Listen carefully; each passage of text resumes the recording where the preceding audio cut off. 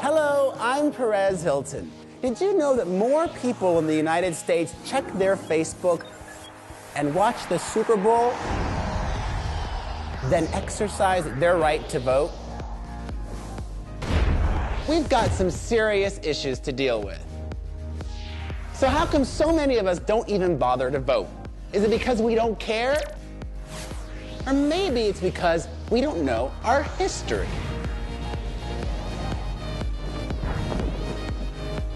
So let's go back, way back.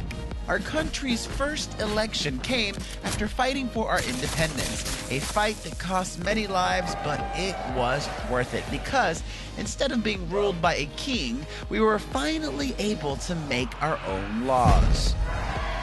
But not everybody was allowed to participate. You see, back then, you had to own property, be white, and a man in order to actually vote.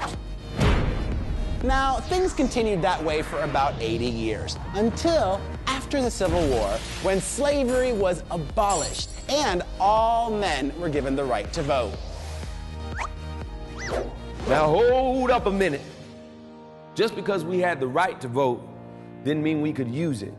See, all these new voters wanted to participate, which threatened the people in power and their ability to stay in power. So they tried to stop us with violence and shady new requirements like literacy tests and poll taxes.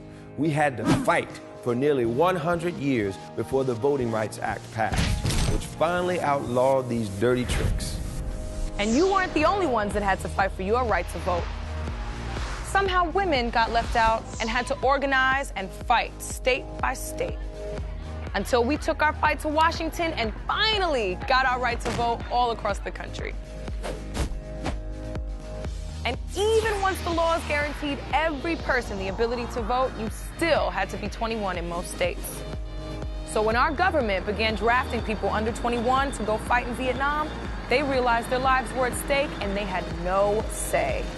Young people all across the country rose up in protest and demanded that everyone over 18 should be allowed to vote.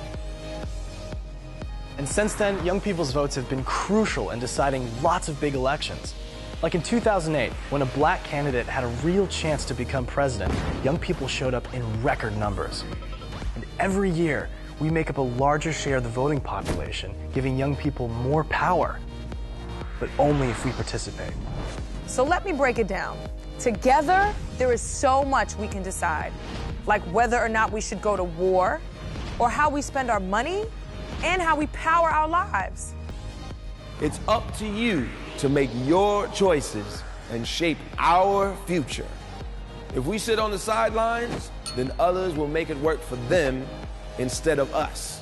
So let's make our voices heard. So what would it take for you